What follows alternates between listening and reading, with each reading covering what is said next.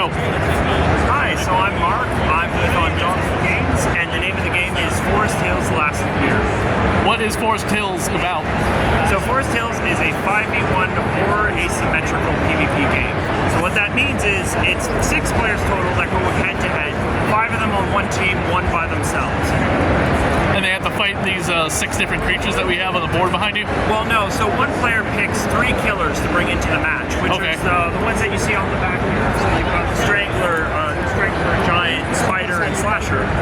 You make your killer deck of the various killers that we offer. We'll have about 7 at launch. And the 5 players that are the survivor role, the displaced, as we call them, craft weapons, take on classes, medics, and assaults, that sort of thing, using flamethrowers, Brock's mines, anything from a shotgun to a lead pipe to fight back against the killer. They have to try and escape the match. The killer has to stop them.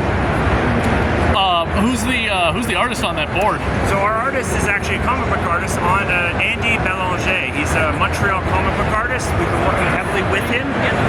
It's been a fantastic time. He's even been doing concept art for our cosmetics and new killers that we plan to do post-launch.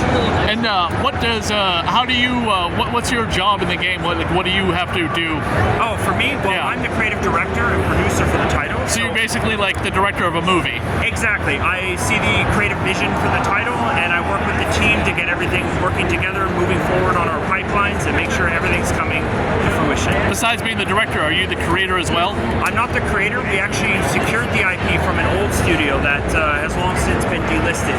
So we picked it up with our studio, and we decided to revive the game as a sequel to continue the story and legacy of last year. The other game's been here at PAX before. I've seen that, right? Am I wrong? Yes, years ago actually. The first game last year, The Nightmare, came out about 5-6 years ago, 2018, and they were also at PAX, I believe PAX West, and they had a very great success with that, but life got in the way, and now that we've taken on the IP, we're bringing it back with a vengeance.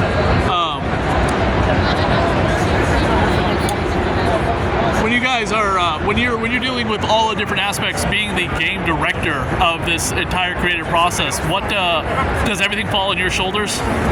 Well, not everything falls on my shoulders. I'd like to think of myself as the captain of the ship. Okay. And everyone else is just as integral. We got in fact, actually here, I have most of my other directors here. So I've got our animation director, our art director, Vlad, who's just over there. Oh. We have our technical director. Tell him to come over as well. Vlad. Come on over. So this is Vlad. He's our art director on Forest Hills. He's the one who's made this gorgeous map that everyone's playing, the cemetery.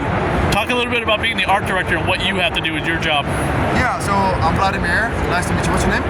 Chris. Chris, nice to meet you, Chris. Radio of Horror. So, building the map, we wanted to deviate from what we already had before. We had like a lot of nighttime and moonlit environment. We wanted something a bit different. We thought about sunset. It's very scary in a way because you can only imagine what happens at night. Being art director is awesome because I had to work on the map entirely with my